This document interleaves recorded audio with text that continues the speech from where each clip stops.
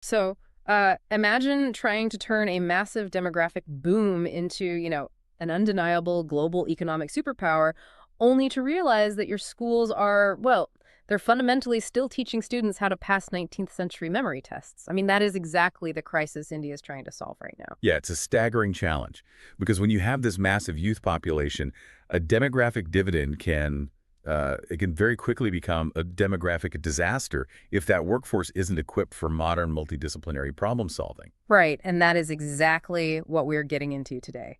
Welcome to the deep dive. We've got a stack of crucial sources on the table today: policy documents, government reports, institutional analyses, all covering India's National Education Policy 2020, the rollout of the National Research Foundation, and some honestly really sweeping reforms in higher education. Exactly. And our mission today is to map out how India is attempting this massive structural pivot. They're Yeah. trying to move away from a legacy system defined by, rigid silos and rote memorization and build what the experts are calling cognitive capital. Cognitive capital. Right. And for you listening, think of this as your strategic war room briefing. If you're prepping for exams or just need the high yield analysis, we're going to extract the exact answer patterns you need. Because cognitive capital is the essential building block for any kind of national power. The overarching goal the government has laid out is Viksit Bharat 2047, a fully developed India by its 100th year of independence. Yeah, but to get there, you need strategic autonomy, right? Precisely. You need to be a creator of knowledge, not just a consumer. And you simply cannot upgrade your macroeconomic output without first upgrading the cognitive infrastructure of your population. Okay, let's unpack this. Because we really can't analyze India's future strategic capabilities without first looking at the absolute baseline, which is the foundational and secondary schooling system. Looking at the sources, there's a huge focus on dismantling the old structure. Right, because the historical structure was, frankly, actively holding students back. The traditional system had two massive flaws. First, it forced children into these incredibly rigid corridors, arts, sciences, or commerce, at a very young age. Like if you chose science, you couldn't study history. Exactly. Or if you chose arts, you were locked out of higher math. Mm. And the second major flaw was that it relied on an annual, high-stakes examination system that was fundamentally built on fear. Just pure memorization. Yeah, it didn't test cognitive application at all. It basically just tested how well you could recite a textbook on one specific Tuesday in March. Which is wild. So the foundational document trying to change this is the National Education Policy, which was announced back on July 29, 2020. And the most visible change there is the scrapping of the old 10+2 schooling structure for this new 5+3+3+4 framework. Which is a huge shift. Right. And for you listening, try to think of this new structure less as a math equation and more as a developmental map for a child's brain. It breaks schooling into foundational, preparatory, middle, and secondary stages. And the ambition here is massive. They are targeting a 100% gross enrollment ratio, or GER, from preschool all the way to secondary school by 2030. And, achieving a 100% enrollment ratio by 2030 requires just an unbelievable amount of institutional capacity building. It's not just about passing a law in Parliament. No, you have to actually build it. Exactly. It's about physically and practically upgrading the infrastructure, which is why you see schemes like PMSHRI popping up, actively upgrading over 14,500 schools to act as quality-focused exemplars. Or, take the foundational literacy programs like NIPNBAR and Vidya Pravesh. Yeah, I was reading about those in the sources. NAPU in Bharat aims to ensure every single child has basic reading and numeracy skills by grade 3. And the scale of it is just, it's hard to wrap your head around. These programs are currently reaching 4.2 crore students across 8.9 lakh schools. It's a logistical mountain. Okay. And once you get past that foundational stage, the curriculum design itself is completely shifting. If you look at the middle stage, so classes 6 to 8 specifically for social sciences, the sources show a deliberate move toward thematic teaching, but with a highly strategic distribution of content. Right, the 20-30-30-20 split. Yes. The content is broken down into 20% local, 30% regional, 30% national, and 20% global content. And I noticed that global 20% isn't just, a random smattering of world history. The focus is explicitly targeted at places like Japan, South Africa, and the US. And that's the really fascinating part. It's a direct alignment with key strategic and economic partners. Because education policy doesn't happen in a vacuum, right? It's a reflection of foreign policy and economic alignment. So by familiarizing students with these specific regions, India is basically laying the cultural groundwork for future bilateral integration. Exactly. It builds the intellectual bridge early on. So to actually execute all of this, the government released a new national curriculum framework in mid-2023. They're shifting classes 11 and 12 to a semester or annual design to let students mix and match subjects. And those terrifying high-stakes board exams, they're moving to a biannual modular format. Which reduces the pressure immensely. Right, students can take one main exam, and if they have a bad day, they can take another for improvement. And to standardize how all this is graded across the country, they created a new body called PERAC-H. That stands for Performance Assessment, Review, and Analysis of Knowledge for Holistic Development. Basically, it's supposed to measure actual learning, not just memory. Yeah, that is the core intention of PERAC.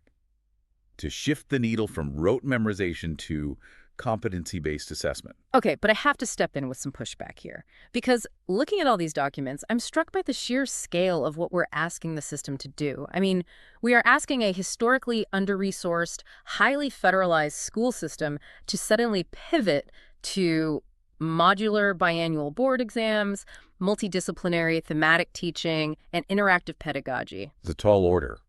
It feels like we're asking a classical symphony orchestra to suddenly start improvising jazz, but without giving them any new sheet music or training. How is this actually going to work on the ground? Well, if we connect this to the bigger picture, your orchestra analogy gets right to the heart of the primary implementation challenge. The vision is jazz, but the players have spent decades reading highly rigid classical sheet music. And in India, education sits on the concurrent list of the Constitution, which means both the central government and the state governments have a say in it. So the center can draft a brilliant national education policy, but it requires intense federal coordination and massive state-level funding to actually implement it. Because the state governments are the ones actually paying the teachers and running the local school boards. Exactly. The resource constraints are very real. But the biggest vulnerability is the massive gap in teacher training for this new 5+3+3+4 pedagogical structure. You can't just mandate interactive learning if the teachers don't know how to do it. Precisely. You cannot mandate multidisciplinary learning if the instructor standing at the front of the classroom is only trained in rote dictation. The human infrastructure has to match the policy ambition. And right now, there's a significant lag there. Which brings up a really specific point from our sources about mathematics and STEM science, technology, engineering, and math. The policy makes a very deliberate point about removing the deep-seated fear of mathematics. Oh, absolutely. They want to integrate interactive pedagogy and connect math to India's historical tradition in the sciences. Yeah. And it's a critical intervention. Yeah. Because addressing that foundational fear of math isn't just about getting better test scores. It directly correlates to future technology transformation. Right. It's about national security. Exactly. Yeah. If you think about building a robust defense industrial base, or securing digital supply chains, or achieving national security objectives in cyber and space, you cannot do any of that without a massive, confident pipeline of STEM-literate citizens. And that pipeline has to go somewhere, right? Fixing the foundation is absolutely useless if the universities producing the actual workforce are understaffed and entirely disconnected from real-world applications, which takes us logically out of the schooling base and straight into the higher education reforms. Where the challenges are, honestly, equally daunting. Indian higher education has historically faced these twin crises. First, massive faculty vacancies across both central and state universities, and second, a persistent loud complaint from the private sector that graduates are fundamentally not industry ready. Because the system has been way too theoretical. Way too theoretical. Yet, despite those issues, the government is pushing to dramatically increase the number of students. The target in the documents is to achieve a 50% gross enrollment ratio in higher education by 2035. For context, for you listening, it was just 26.3% back in 2018. Yeah, they want to literally double the proportion of young adults sitting in university classrooms. Which means you don't just need more buildings, you need drastically more educators. But standard academic recruitment is, well, it's slow, rigid, and often disconnected from the fast-moving private sector. Which brings us to one of the most fascinating policy instruments in our sources, the professor of practice paradigm. Yes, let's talk about this. To bridge this gap between theory and industry, the University Grants Commission, the UGC, created this new pathway. And the criteria are really interesting. To be a professor of practice, you need 15 years of exemplary professional experience. The total number of these professors is capped at 10% of the total sanctioned faculty strength of an institute. But here's the kicker. No PhD is required. No PhD and no national eligibility tests. The standard academic gatekeeper exam is required either. You are engaged on a nomination basis for up to 4 years. It is a radical departure from tradition. They are allowing universities to bypass traditional academic gatekeeping mechanisms entirely, just so they can bring in distinguished experts from technology, the armed forces, law, fine arts, media, you name it. But here's where it gets really interesting to me. By waiving that PhD requirement and bypassing standard recruitment, is the government executing a masterstroke for industry-academia linkage? Or, and this is the pushback, are we just applying a temporary Band-Aid to cover up the massive systemic faculty shortage we just talked about? And that's the exact tension at the center of this policy. On one side, it genuinely is a massive achievement in structural flexibility. If you pair this with the new academic bank of credit and the multiple entry and exit systems, which allow students to basically pause and resume their degrees, bringing in a professor of practice integrates real-world bleeding-edge applications directly into the classroom. Right, so a student studying cybersecurity is suddenly being taught by someone who spent 15 years defending actual bank networks. Exactly, rather than someone who just wrote a theoretical thesis on it a decade ago. That sounds incredible in theory. But what happens when that cybersecurity expert walks into the university staff room? Well, that is exactly where the realistic limitations kick in. You are going to see inevitable cultural friction. You have traditional faculty who spent a grueling decade securing a PhD, publishing papers, and clearing the net, suddenly working alongside an industry professional brought in on nomination. An industry professional who might be making significantly more money or getting different perks. Precisely. And speaking of money, funding is the biggest hurdle. How do state universities, which are historically starved for basic infrastructure funding, how do they financially incentivize a highly successful industry professional to take 4 years off and teach? Yeah, that's a huge gap. So the way forward here relies heavily on institutional strengthening and public-private partnerships. Industry might have to actually sponsor these chairs. Furthermore, for this to actually work, these professors of practice must not be treated as glorified guest lecturers who drop in for an hour and leave. Right, they need to do actual academic work. The policy recommendation is that they must be actively integrated into designing the curriculum itself and fostering joint research with the traditional academic staff. So it's about shifting from just teaching what's in the textbook to actually creating new knowledge, which is honestly the perfect bridge to the final piece of the governance puzzle in our deep dive today. The R&D landscape. Right. We've talked about restructuring the schools to produce better thinkers. We've talked about bringing industry into the universities. But you cannot achieve true global standing without owning the underlying research. Exactly. You can't just be a consumer of other nations' intellectual property forever. Which brings us to the National Research Foundation, the NRF, and this larger concept of strategic autonomy. The sources paint a pretty grim picture of the current research landscape in India, don't they? The structural gap has been profound. Historically, Indian scientists have worked in very rigid silos. The most alarming statistic in these reports, and you should definitely remember this, is that less than 1% of the nearly 40,000 learning institutions in the country engage in active research. Less than 1%. That is wild. It's a deeply fragmented system. You have elite institutions like the IITs and the IMs producing world-class global talent, much of which frequently emigrates. Meanwhile, the vast majority of state universities and polytechnics wage a grim, daily struggle just for basic funds and infrastructure, leaving absolutely no room for research. The numbers in our sources really bring this into focus. So the NRF was established recently, on June 10th, 2023. They've allocated a budget of 50,000 crore rupees over 5 years. But here is the massive catch. The government expects to raise 50% of that budget, so 25,000 crore, directly from the private sector. And we really have to contextualize why they need that money so badly. India currently spends a mere 0.65% of its GDP on scientific research and development. The global average is nearly triple that, at 1.79%. There are demographic and density issues, too. Our sources point out that only 18% of researchers in India are women, compared to a global average of 33%. And when you look at researcher density, the number of researchers per million people in India sits at just 262. Brazil is at 888. South Africa is at 484. Right. Those numbers, The 0.65% GDP spend, the 18% gender representation, the 262 density, those are the exact indicators upon which the success or failure of the NRF is going to be judged over the next decade. So what does this all mean for the NRF's strategy? We have a 50,000 crore budget, but half of it relies entirely on private partners. Given India's historical lack of a robust private R&D culture, I mean, most companies prefer to import tech rather than invent it, isn't resting half the foundation's budget on private money a massive governance gamble? It is a gamble, yes. But what's fascinating here is if we step back and look at the broader geopolitical context, it's a necessary one. The NRF is not just an education policy or a science grant program. It is meant to be the core intellectual backbone of a modernize, a self-reliant India. Because when you only have 262 researchers per million people, you don't just have an academic problem. You have a critical supply chain vulnerability. Exactly. Because if you aren't inventing the tech, you have to buy it.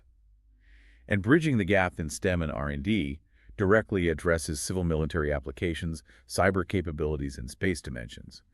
Especially when you look at regional competitors like China or Pakistan, but primarily China, who are heavily outspending India in R&D. Right. If the private sector does not step up to fund that 50%, India remains fundamentally dependent on foreign intellectual property for its defense and technological growth.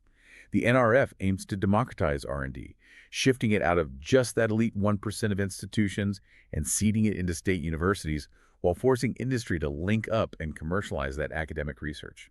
It's all starting to interlink now. Yeah. The NRF connects directly to initiatives like Digital India. We are witnessing India's attempted shift from being a center of knowledge dissemination, the old rote learning model where you just memorize what someone else discovered, to becoming a hub of knowledge creation. And in the 21st century, knowledge creation translates directly into dual-use technological power. That is the through line of everything we've discussed today.